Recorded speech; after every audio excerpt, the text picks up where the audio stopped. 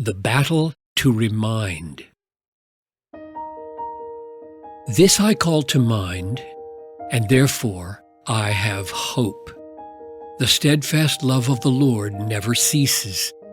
His mercies never come to an end. Lamentations 3:21 through 22.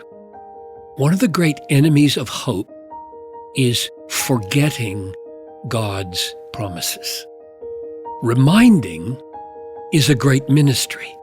Peter and Paul both said that they wrote letters for this reason. 2 Peter 1:13, Romans 15:15.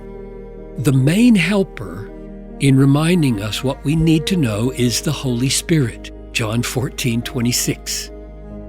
But that does not mean you should be passive. You are responsible only for your own ministry of reminding. And the first one in need of reminding by you is you. The mind has this great power. It can talk to itself by way of reminder. The mind can call to mind, as the text says. But this I call to mind, and therefore I have hope. The steadfast love of the Lord never ceases, Lamentations 3:21 to 22.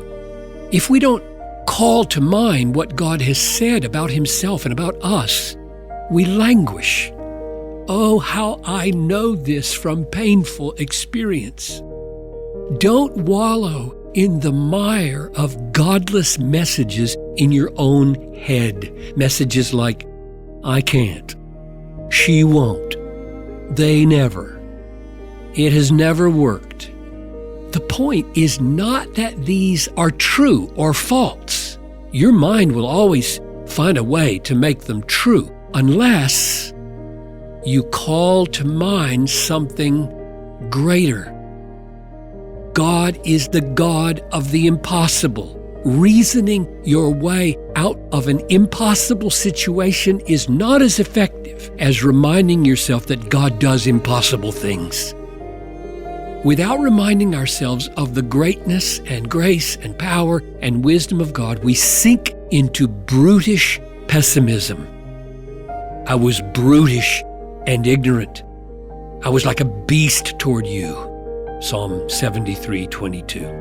The great turn from despair to hope in Psalm 77 comes with these words, I will remember the deeds of the Lord. Yes, I will remember your wonders of old. I will ponder all your work and meditate on your mighty deeds. Psalm 77:11 through 12.